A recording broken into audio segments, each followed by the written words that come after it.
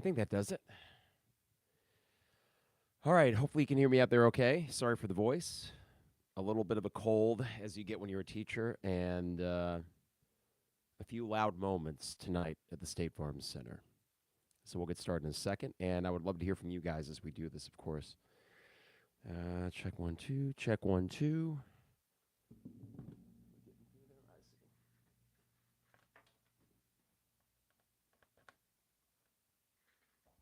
Okay. Cool.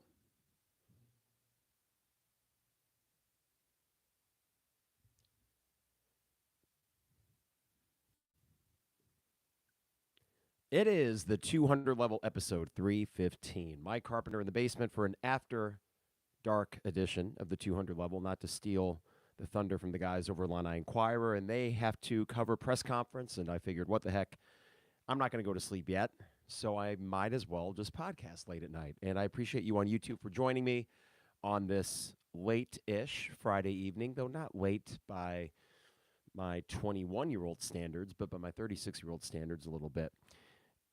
What a game. Actually, what a final 10 minutes, because the first 30 minutes of this game were very much in line with the Friday the 13th vibes. You know, they kind of permeated the place. I got to be honest, I did sit in the 200 level tonight, so it's not just a clever name for a podcast. And I thought, as the game was going on, I can't figure out what this is. I mean, there was a sequence, actually, where Michigan State just straight up threw the ball out of bounds, and this was after Illinois couldn't maintain the ball themselves. It got a little goofy there, and the veterans for Illinois were making some really erratic decisions, and it just didn't seem like there was any cohesion. And it really just came down to Michigan State was getting to the rim at will, and they were out-rebounding the heck out of you. And I texted Trevor and Isaac, and I said, man, at this point, the podcast tomorrow is going to be titled Charmin Soft. My frustration was less in a lack of execution or not making enough shots, because Illinois did shoot the ball pretty well tonight. It was that Illinois was getting out-toughed. And I know that sounds very meatball-y, but they were for the first 30 minutes. And then they just flipped a switch. And, I mean, that's as impressive of a 10-minute stretch I've seen in quite a while, especially when you consider the stakes. It's only the sixth game of the Big Ten season. They are only 3-3. They're probably not going to contend for the Big Ten title. At least a lot of work would have to be done before we have that discussion again. But let's say they're 2-4 instead. You know, there's a completely different complexion around this thing. And now, hey, we might have something cooking. That's a 3-game winning streak, as they said in Major League Two. What is it? One game, then after two, it's 2 in a row, and then 3. That's a win streak. This is a win streak for a team that had a losing streak in the Big Ten and was not feeling good. And you guys know as well as anybody, because you listen to the show, but you probably felt the same way. I didn't know what was going to fix this thing. They seem to enjoy playing with each other.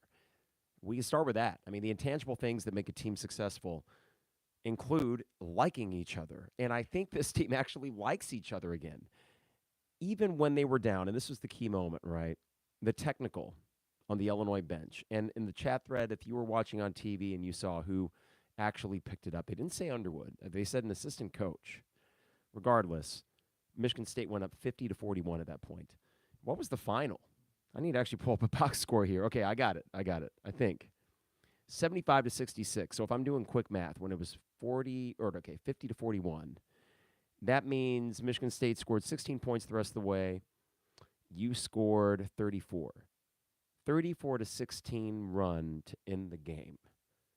You doubled them up, more than doubled them up from the moment that technical happened. I'm not going to chalk it up to some sort of we were pumped up after the technical, but I did notice, to the point of this team liking each other, that they did that whole thing like last year where all 5 of them are standing next to each other with their arms around their shoulders, and you can take it that what you may, but I thought that's at least a look that we may not have gotten a few games ago.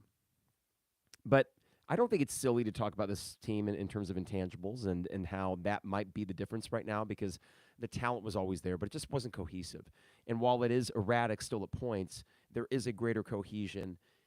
Today, it just took 30 minutes to get there. But when it did, it was pretty good. All right, so let's get to the chat window. And I thank you guys for joining me on this late Friday evening. And whatever you got to say, I will hit this up. Any of your thoughts. I'm going to hit up all the individuals on this team, because there were guys that were really frustrating me until they didn't. And not only did they make plays at the end, I'm talking specifically about Matthew Meyer and Coleman Hawkins, but they made monster plays, monster winning plays in a high-level basketball game. Hey, MJ said, let's go, and we covered. Illinois did cover. They were 6.5-point favorites. I don't know if that went up even further. 6.5 was the last I saw. From Joseph, to go from the feeling after the Northwestern game to this, only 3 games later, this team is fun again. Yeah, that is something I didn't expect, Joseph, and this actually goes into the next text from Austin, who says, situation's still embarrassing. I mean, I know what you're saying, Austin, but it was embarrassing.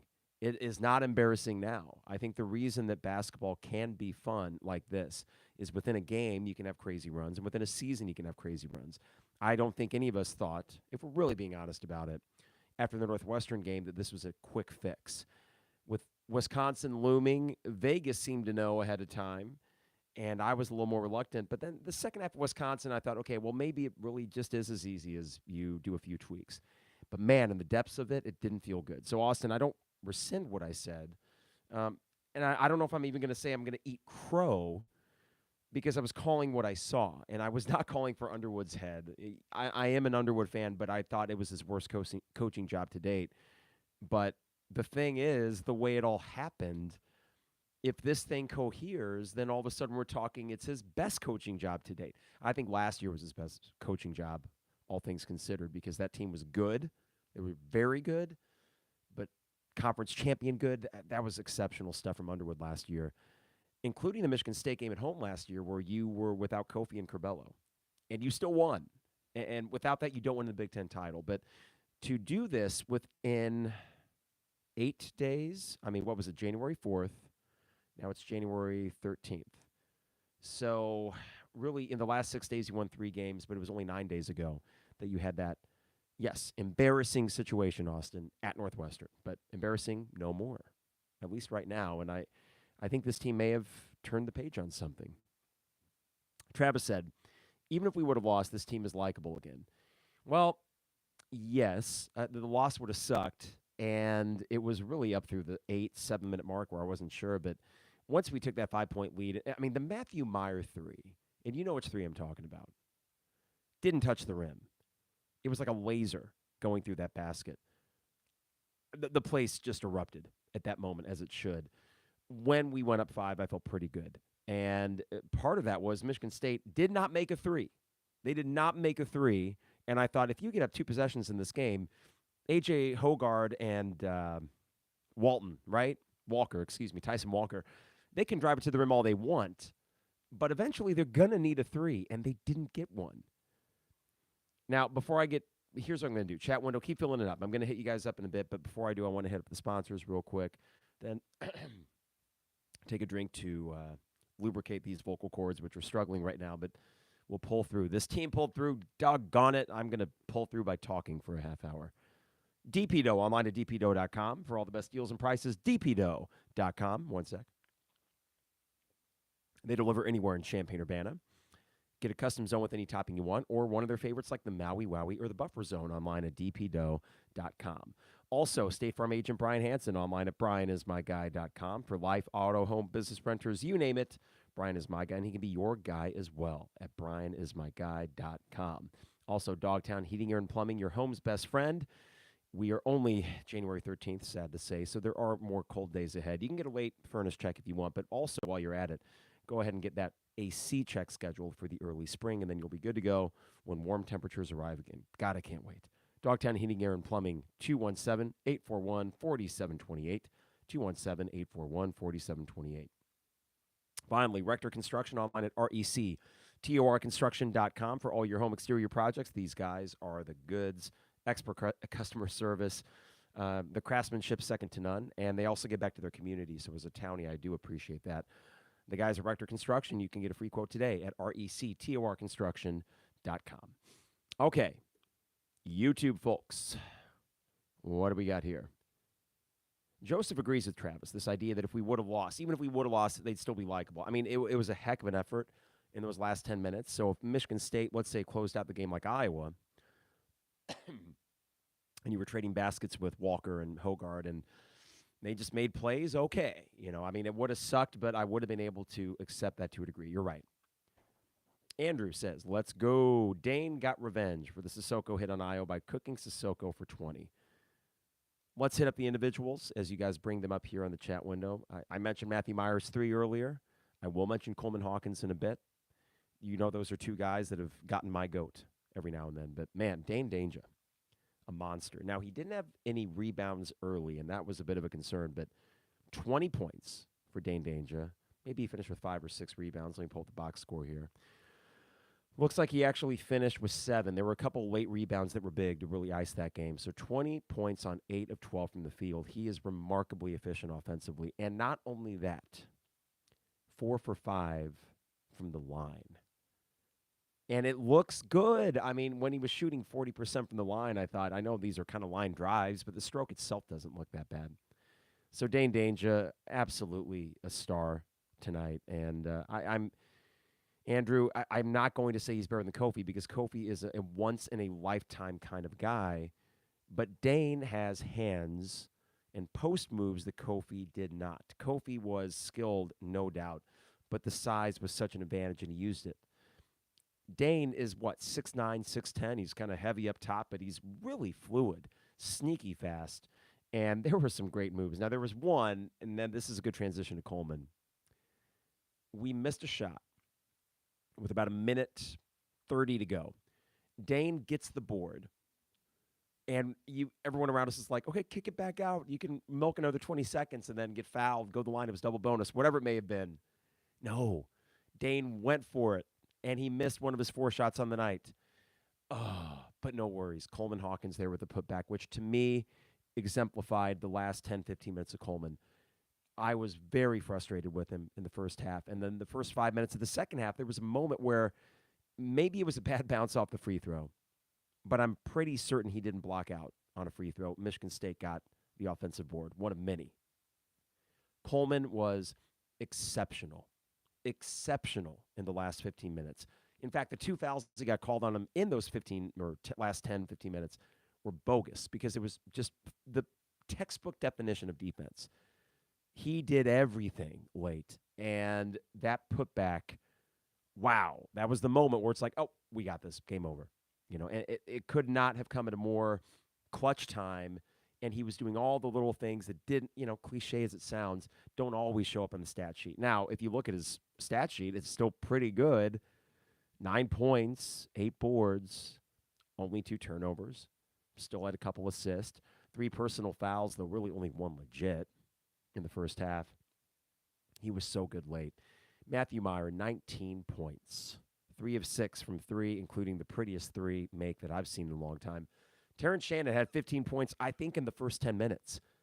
And then 2 the rest of the way, so he was quiet. I mean, this is something where it's good news, bad news. He disappeared, but you were able to overcome that.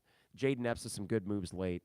7 points on 3 of 10 shooting, so not efficient. But he did have 5 assists and 0 turnovers. Sincere, nothing on the stat sheet in 11 minutes. I mean, nothing except for 1 missed shot. Sounds like a bruised knee, so he's going to be okay. And whether they sent him out for 1 game at Minnesota, that would be totally understandable.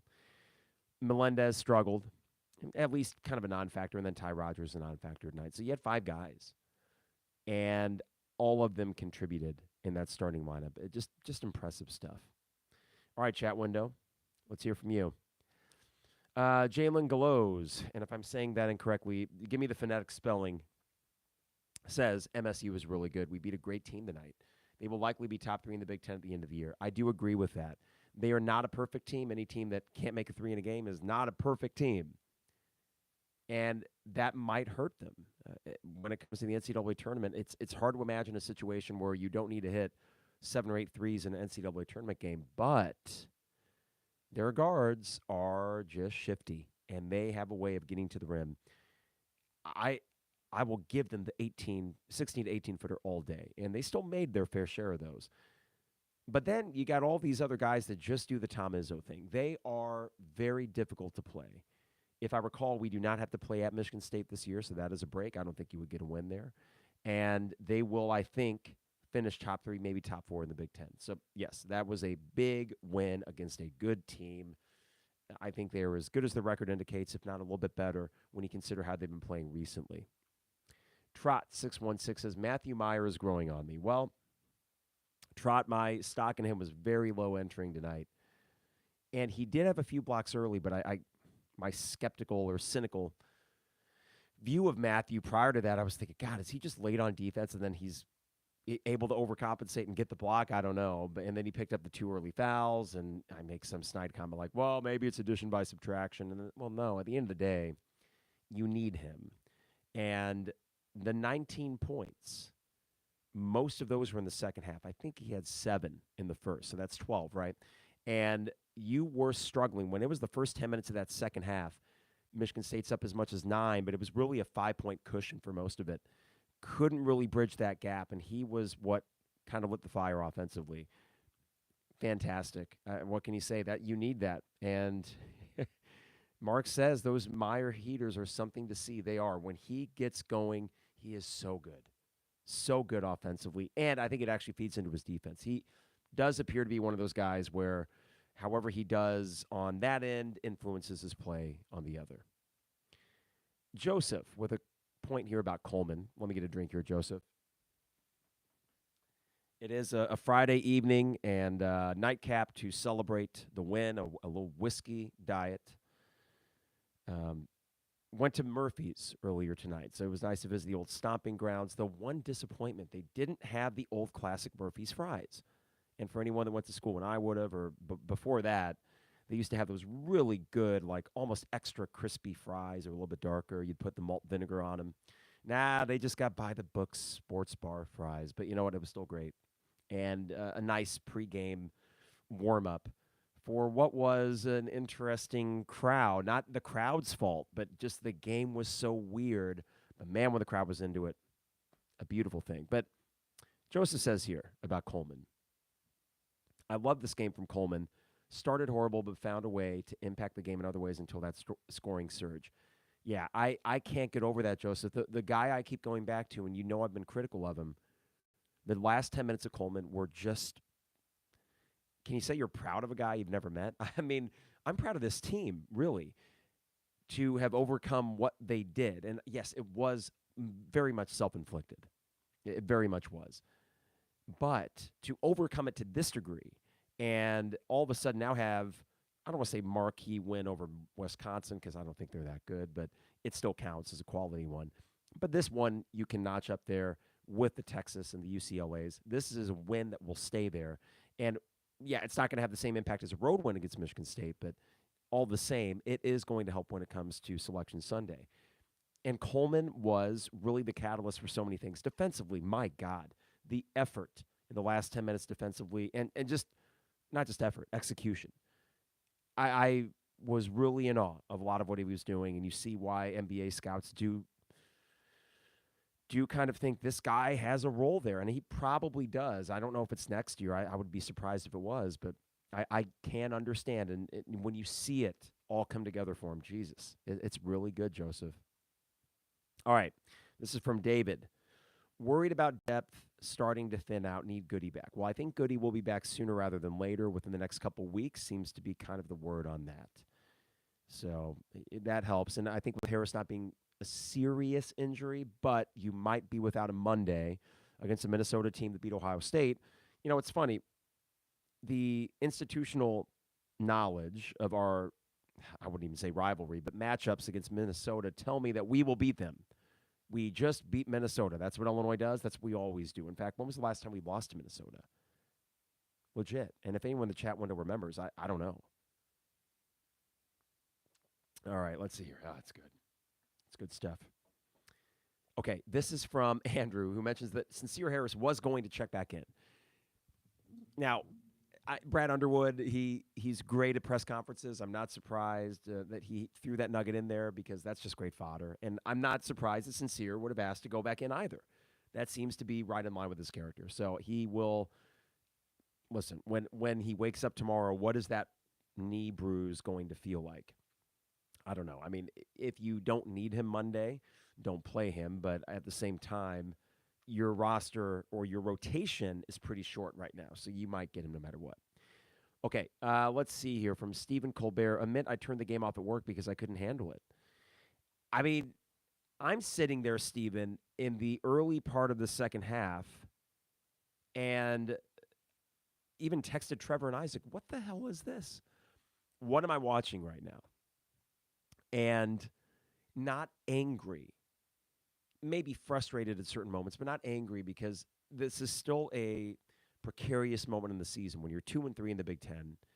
You want to be validated that, yes, in fact, things have turned around and they figured something out. And it didn't look that way for about 30 minutes. So I'm sitting there not dejected, but just kind of bemused at the whole thing and joking around with Kara, who came, and she was wearing her Michigan State stuff and, clapping when they did something good. And there were some Michigan State fans sprinkled throughout.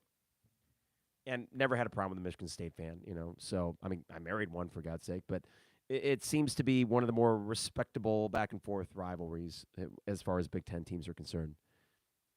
But regardless, I think that, unlike you, Stephen, because I was there, I was just going to sit it out and let it just kind of happen, even if Michigan State had really kind of put us away, like, let's say, Penn State did a month ago, or Maryland back in 2020. And I did have shades of that, Stephen, where I thought for a second, oh, no. It's a Friday night, late start, got a liquored-up crowd, feeling good, and then thud. Keep in mind, that Maryland game, you took an early lead, maybe 9 or 10 points. DeMonte hit a couple threes, and the place was just ready to explode.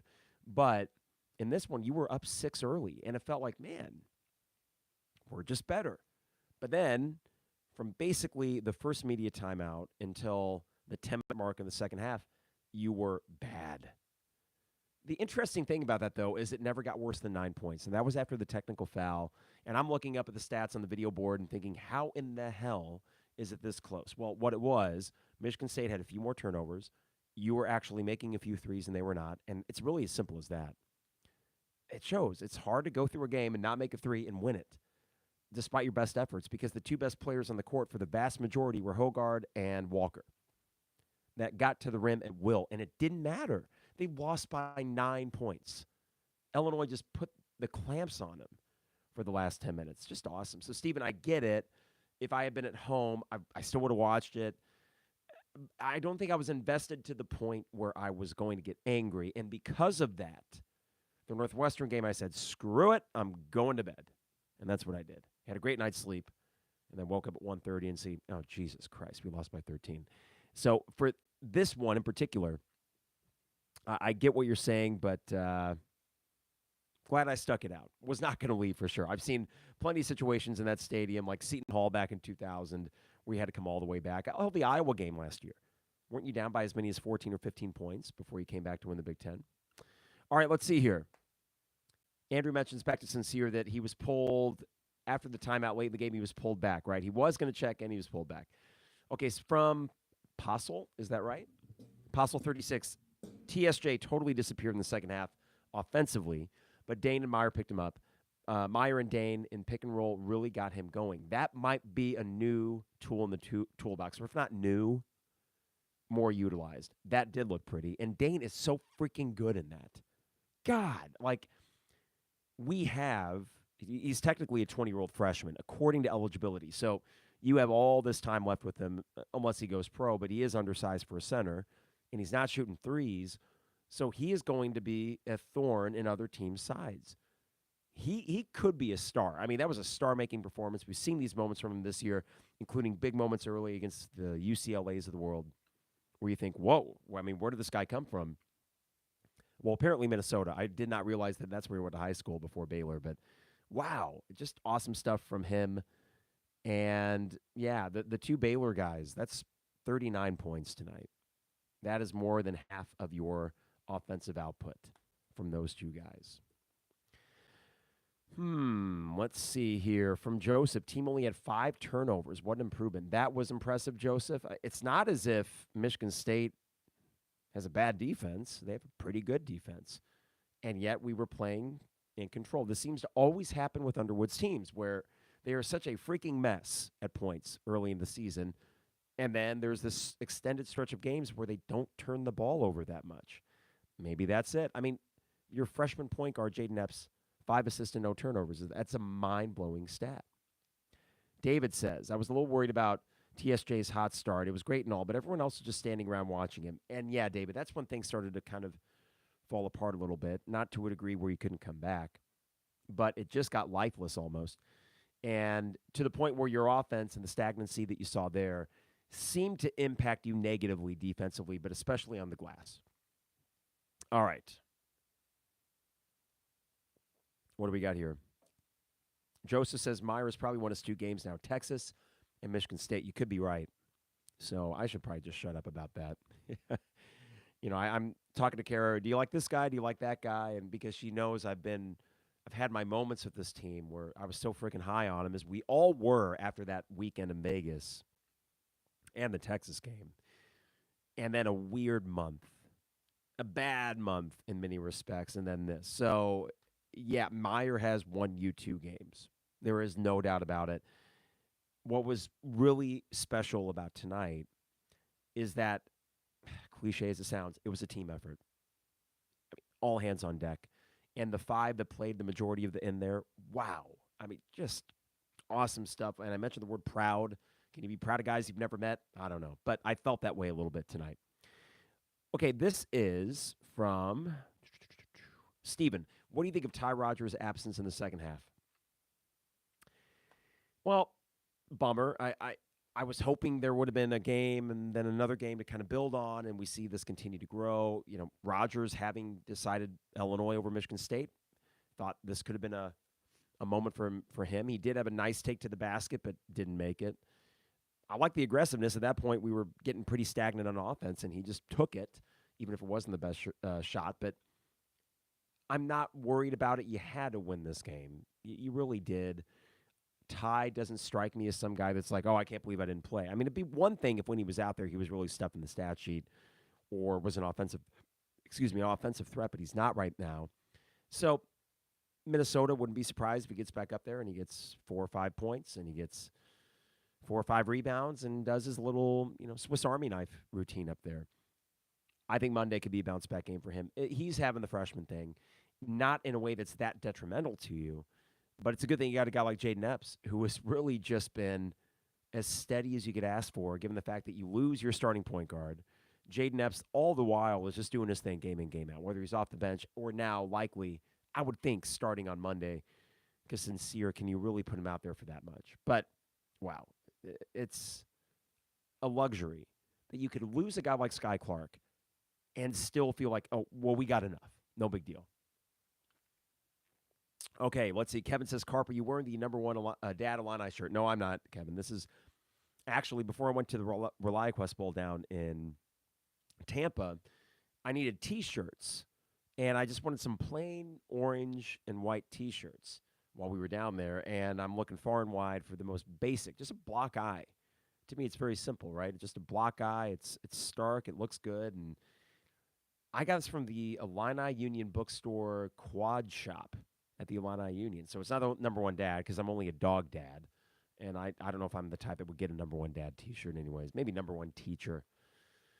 I don't know. And I don't think I'm that either. But I would not get a number 1 dad T-shirt. That is not what I'm wearing. It was cool to see a couple listeners of the game tonight. And I always appreciate, I think there were 2 that were like, hey, Carp. Or as we were leaving, we win. I'm feeling good. And a listener came up and said, hey, Carp, love listening to the pod. So it's great. Whenever I see you out there, if you see me, you know I got the shark fin, say hi. And it's always great to meet listeners of the pod. And after a win, even better. NJ Illini says, Illini length and athleticism at all positions, with the exception of Epps, gives teams trouble. We did give up too many easy shots in the first half. Great adjustments. Dainja's D in the lane is damn good. It really is. It's the kind of defense, NJ, that can help you or help guys that happen to let their offensive player get right by him, which unfortunately was happening a little bit too much today. And that's an understatement if you look at the first half. But I think the Dainja's D, his hands, not just offensively, but he has a real knack for getting his hands on the ball without fouling defensively. Has not had consistent foul trouble this year. And did he even have a foul tonight? I'm going to look right now. I mean, personal fouls for Dainja? None. I mean, here's another thing, too. Can't complain about officials. 11 team fouls on Illinois. 18 for Michigan State. So 5 turnovers, 11 personal fouls. That's a clean game. That's an extremely clean game against a team that it's hard to play clean games. I wonder if this one doesn't look better and better the more that we reflect on it. Of course, we're feeling our oats right now. I certainly am. Excited, all of that. But looking now at the numbers and trying to figure out, well, how did this team win? Well, now at the end of the game, looking at the numbers, it's clear how this team won. I cannot believe that a Big Ten team shot 0 for 7 from 3. Walker got his, but on 6 of 15. Hogard got his on 8 of 16. He was really good tonight, my Lord. But I look at this, too. How many assists for their team? 4 assists for Michigan State. It was the Walker and the Hogard show. Sissoko, he's a non-factor offensively, 5 points. Hauser had some good moves, no doubt. And Akins, 6 points. Cooper had some good minutes off the bench for him. But, yeah, they out-rebounded you 42-30. I will say Illinois really tightened that gap. It was 33-16, which means, doing math again, that you out-rebounded them 14-9 from that point forward. This team just clamped the blank down. I wish I could curse in certain moments, but you know what I mean, at the end of that game. Damn, that's really, really impressive stuff the more I'm looking at this box score. Okay, so I do get a pronunciation here from you. Jalangalos. Okay, cool. Jalangalos. It's a nonsense word. You can just call me Jay if you want. No, you are Jalangalos. Jalangalos. I got it. All right, Joseph said last loss against Minnesota, January 30th, 2019. So basically, Joseph, since we've been good again, we've not lost to Minnesota. As I thought. NJ says 5 turnovers for a team without a true-point guard in the style they play. Very impressive. Wonder if teams will start pressing the Illini guards full court. They could do that, though I don't know, NJ, if I'm as concerned, because I feel like even with only one true point guard, between Epps, Shannon, Meyer, Hawkins, you can break a press pretty easy. So I say try it. Let the other team expend more energy on defending the whole court, and I think this team could break it. It was always scary last year when you had to set Trent. DeMonte's bringing it up court. And other than Plummer, you're looking around like, who the hell's going to help this guy? So I don't know if it'd be quite as scary as that because that got really bad. And then Trent is playing 38 and a half minutes a game. And maybe he even had a couple 40-minute games last year. From Kevin, going into the game, I felt like Illinois is the more talented but less disciplined team. MSU has an experience advantage, but Illinois has better depth until the guards got hurt. And, yeah, I would have thought the same thing, Kevin. Talent but less disciplined. It turns out you were more disciplined than them. What Michigan State did really fantastic tonight, as they often do, is they're just tough, they rebound, they're scrappy as hell, and they still have talent, though this is, if you look at the grand scheme of things for an Izzo program, not one of the more talented teams. We know that, but still, relative to others, pretty good, right?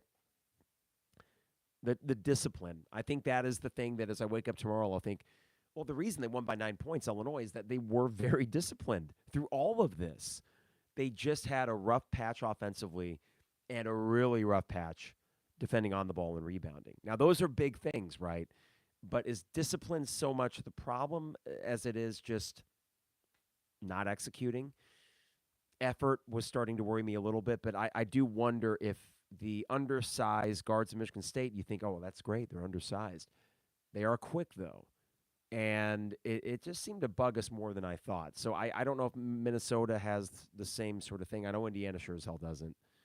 You got a real chance next week to win 2 games and set up a monster home game against Ohio State. And that's tough. It always is playing Ohio State. It's, good luck because that seems to be, even when we beat those guys, just exhausting. Oh, my God. I mean, hey, EJ's not there anymore, and that does help because it always felt like he was going to get his, but that Sensabaugh kid is something else. I know Isaac Trotter is a big fan, as I was listening to a really good pod today with Isaac and Trevor and Jeremy about that. Okay, let's see here. Joseph says, I'd like to see Ty find ways to play well in the games against the bomb of the Big Ten. I think that's going to be it, Joseph. If he has a monster game against a really high-level Big Ten team, I would be mildly surprised. I really just need him to play some good defense when he's out there. And tonight, he was neither here nor there. I didn't really have any issues with Ty, but he was a freshman. As you get the Minnesotas of the world, and I mean, I'm sorry, Indiana's of the world. Indiana sucks right now. And I don't know if the Indiana game is not going to be a heck of a lot easier than the Minnesota game. as they are right now, and the fact it's at home. So next week I think could be a big week for Tide. I'm on an every other game plan with him. He had an off night tonight or a quiet night. I could see him bouncing back Monday. But for him, bouncing back is really an eye test thing more than it is a box score thing. Okay, from Ben, still not sure what this team is trying to do schematically on offense. It feels like things favor Illinois when game plans slowly fade and games get sloppier late. Perhaps. And if you were to ask me, Ben, what is the offensive plan? I mean, they were implementing more motion, I know, at Nebraska. The ball certainly moved better at Nebraska, but I do think part of that is due to Michigan State is a lot better defensively than Nebraska. And I'd have to look up the Ken Pom thing to verify that, but I'm guessing it's true, right? I think that played a part. And I think, too, Michigan State adjusted. There's a reason that Terrence Shannon really went quiet. They were really favoring whatever side of the court he was on. And if not doubling, they weren't really doubling per se, but they always had a guy ready to go, and no one else in Illinois was hitting a shot. There was a moment where anyone not named Terrence Shannon or Dain was 2 for 12 from the field. And one of those was from RJ, and I think one was from Matthew. Ben also says, feels like the offensive sets were much cleaner in November. Hopefully they can find that again. Might really have something. One takeaway from the excellent Mike with Tulip and Jeremy Warner podcast. They do it every Monday, I think. Kind of like the Jay Lehman things during football season. Mike LaTulip said something that sounds so simple but makes a lot of sense. That when you have an Andre Curbelo, which, I mean, it sucks that he was so out there, already twice suspended from St. John's, but what he was so good at is he could start the offense from literally the top of the key. Jaden Epps, freshman, solid point guard, but more of a combo. He's doing the best he can given the situation, doing a remarkable job given the situation, but you're really starting the offense from the 27-foot line, so to speak. And that just changes everything, right? So it's never going to look as fluid as maybe we would hope, but fortunately, some of the offense you have on this team, some of the individual talents, and some of the shooters, yeah, they're kind of microwaves, but man, you really only need one microwave a night. And then a couple other guys that hit a three here, a three there. And hopefully that's enough to overcome a point guard position that certainly is lacking depth and is not really dynamic. Jaden Epps is not going to be a dynamic point guard yet, and maybe ever. But kudos to that kid, man. I mean, talk about being proud of someone. This freshman thrust into, you're basically the starting point guard as far as minutes played, and doing really well, all things considered. Let's see. Kevin says, I'm also not a dad, but I accidentally ended up with a number one dad shirt because it was a free toss-in with my purchase, and I liked the front, but didn't look at the back. So maybe the back said number one dad, Kevin. Yeah, no, this is blank, but, it's always funny whether they have the throw-in purchases at game days and those kinds of places, or the T-shirt toss, which the funny thing about those is they send out the T-shirts, and I'm pretty sure they're all extra larges. So if I were to get one, it'd basically be a poncho that would just be draped over me. So I'm never one of those like, yeah, T-shirt toss. I will say the game day experience at State Farm Center, god dang, like the speaker system, it's a rock show. Down by my parents' seats, they're behind one of the baskets of the 100 level, and the subs are so boomy that you damn near can't hear the music. It's almost too boomy, but the visceral thrill of feeling your body shake down there, that overcomes that. The actual speakers, all the way up in the 200 level, we were 7th row of the 200 levels. They were great seats, but it is so loud, and I love it. It tickles the eardrums. So kudos, Whitman, game day crew. They have turned this into an absolute dynamite stadium, and they're trying it with football. They'll get there with that. But I was telling Kara as we were leaving, she was like, man, the crowd isn't quite into it. And I told her, we're reactive, and I think most crowds are. But I will admit that Illinois fans, we do have a chip on our shoulders. And when things aren't going good, we tend to think, oh, God, dang it, not again. And we just kind of slouch in our seat, and we cross our arms, or any number of those things. But, man, when we are loud as hell. Loud as hell. And tonight there were plenty of those moments in the last 10 minutes especially. Joseph says Illinois should definitely be beating this Indiana team at home as it's currently playing. And one more from Joseph. Watching the team interact with Brad after games, it makes me think how anyone could ever dislike Brad. Well, that was another self-inflicted wound, so to speak, Joseph, It didn't bother me at the time. In hindsight, I thought, oh, God, did this actually have a negative impact? The fart noise heard around the world, right? I am a big Brad fan. I think what got lost in my criticism of him during that 3-game Big Ten losing streak and the Missouri game was that I wasn't calling for his job. I was just saying this was a really bad start to the year and a really bad coaching job when you consider all the noise that was coming in and around the program. Well, I'm not going to try to make this as simple as, oh, Sky Clark is gone, so everything's good. But you are 3-0 since Sky Clark left. You are. You are playing looser. No doubt about that. And Sky Clark may be a really good kid. And actually, I've heard that from many different sources. Not him being a bad kid. But for whatever reason, it was just disrupting whatever chemistry might have been there. I mean, that's speculative. But, man, I think that, yes, Underwood is a likable guy when you're winning. When you aren't winning, like the Penn State game, I still liked him. The Missouri game, we got our asses kicked. That was embarrassing. So, yes, Austin, who had texted earlier, of course it was embarrassing. Lost by 20 points to Missouri. And it was worse than that. Northwestern game was, I felt, rock bottom. But overall, I like more about Underwood than I dislike. And the bluster and all that, I think it plays to this fan base, for better or worse. I think the same thing with Bielema. You want guys that are a little bit pissed off. Now, I don't want guys that are abusive, and the Underwood thing, you're seeing he's really scaling back as far as yelling at his players. It's been a few games. He's picking his spots, and I think that's like, as a teacher, I've never yelled at kids, but you figure out what class periods can you kind of get on them and really say, okay, we're going to do this, we're going to do that, and which ones you got to kind of sit back on a little bit and not always be on their grill. So it seems like he's finding that balance with this particular team. And yes, I do like him. I have, let me rephrase that, not always. I was concerned up through about the 2-year and 2-month mark after we lost to Missouri, go figure, in 2019. And losing to Michigan State at the start of 2020 by, I think, 15, 20 points at East Lansing.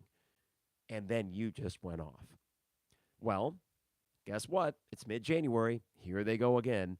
And you weathered, it looks like, an early storm, and you're setting yourself up for a potential run here. So I do like Brad Underwood. From Kenton Elmore. Hello, Kentoner. Speaking of Illini swag, we're 5-0 since Underwood started wearing a blazer, but his shade of orange tonight was weak. Someone needs to get him a better color match, Lou Henson style. It was more of a salmon colored.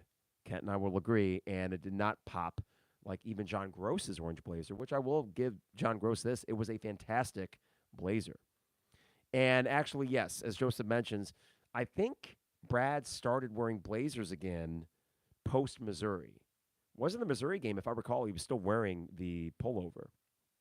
So that was the one, and they meant business, and they beat Bethune-Cookman, and then they lost to Northwestern. But since the Blazers, you are 4-1, I believe, right? Yeah, 4-1. Okay, from Postle36, Sturdy tweeted from Brad's presser. Terrence told Underwood to leave him out in the second half because these guys are rolling and Matt is cooking. Brad says it was then about us. Wow. Why does that kind of take me back a little bit? I got to think on that. That actually, and I have no reason to believe that's not true,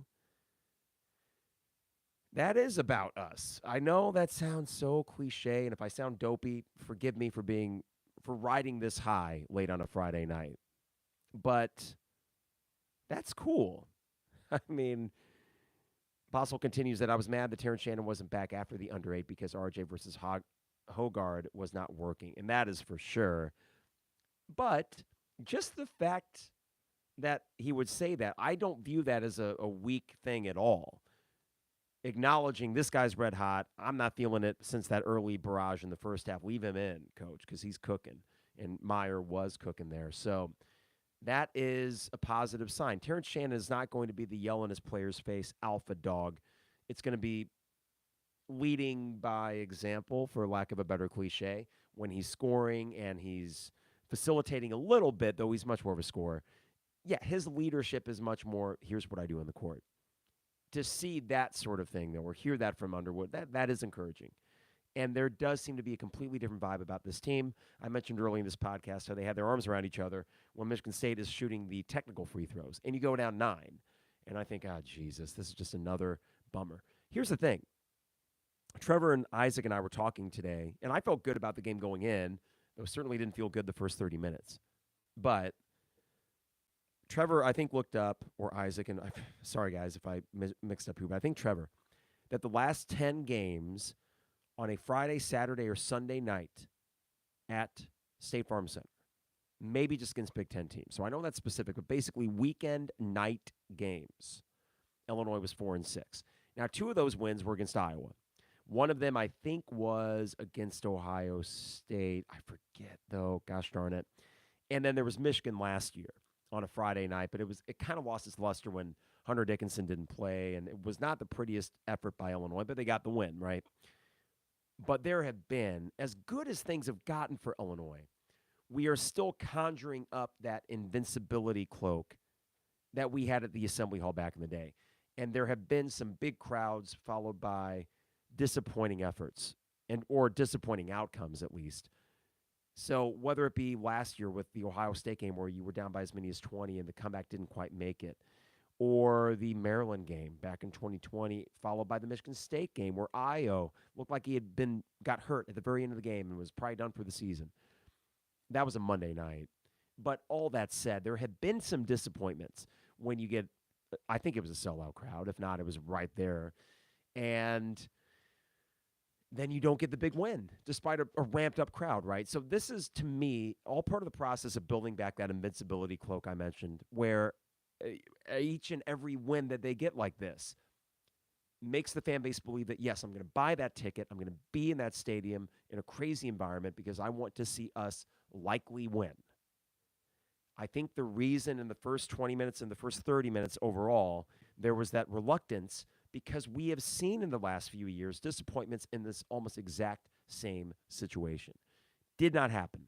And not only did it not happen, but you came back with such fury in the last 10 minutes that, damn, man, I am back on board. And I think any Illini fan watching tonight had to be pumped with how they did it. All right, we'll wrap up here in a second. Couple more. Ben says, heading into tonight, BPI said Illinois would finish 11-9 in the Big Ten. Ken Palm now supposedly 12-8. Do you think this team can catch Purdue? Not sure there's enough above teams that can hand them L's. Ben, I am unencumbered by the Big Ten title thing because we got one last year. I thought this team would win one this year based on a weak Big Ten and certainly not presuming Purdue would be any good. I don't think that's in the cards. You'd have to go on a crazy blitz. And there are still enough games as we get into February that are going to be tough. But I do think you can finish top 4. I think you can work your way back up to like a 6 seed, 5 seed in the NCAA tournament because those early wins are still in your back pocket and there are quality wins left to be gotten. So I'm optimistic overall and I'm not even thinking about a Big Ten title.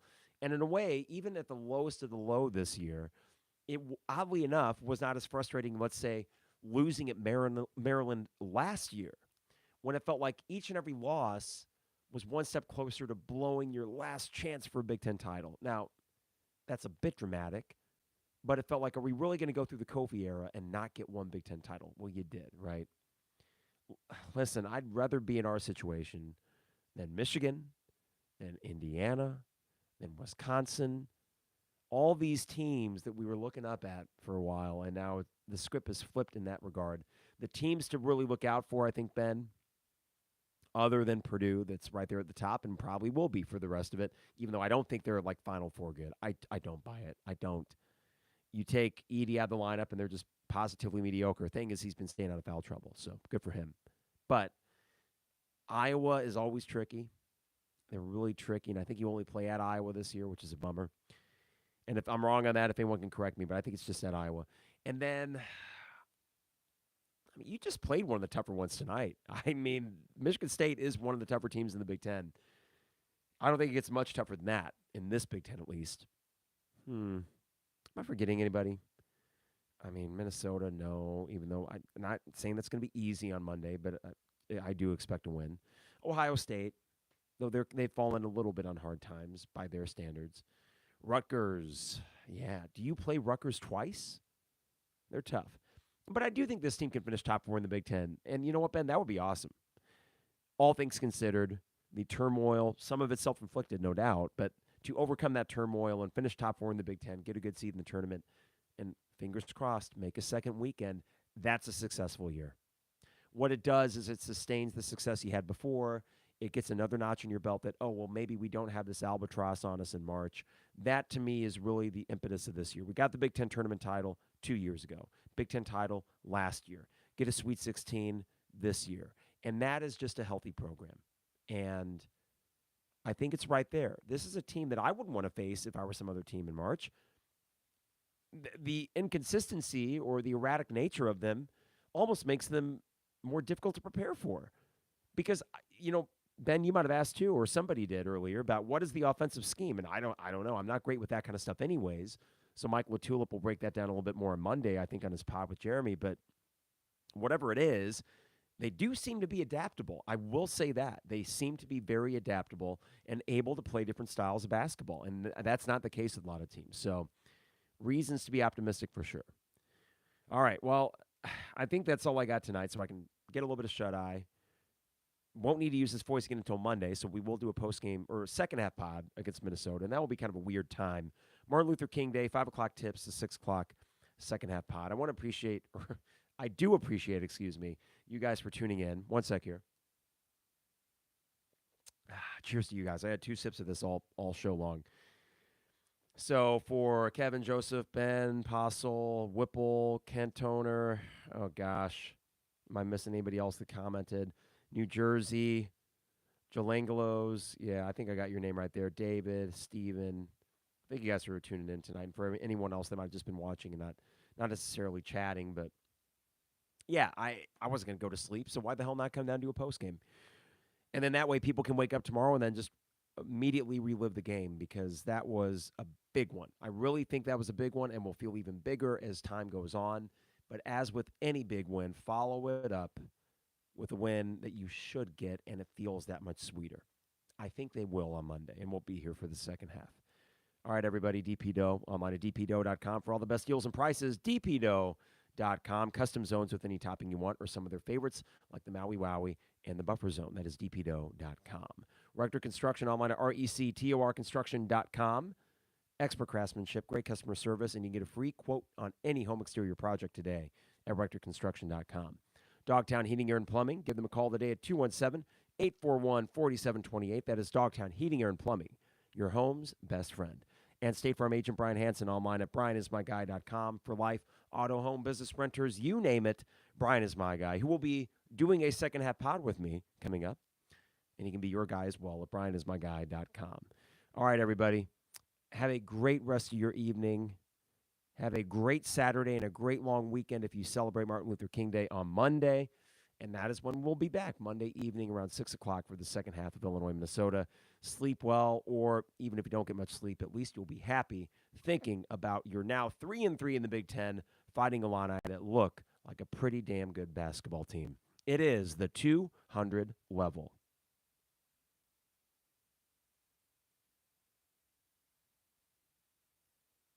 Thanks, everybody. I appreciate it. Sorry for the voice being a little bit iffy. I don't smoke cigarettes, I swear to God.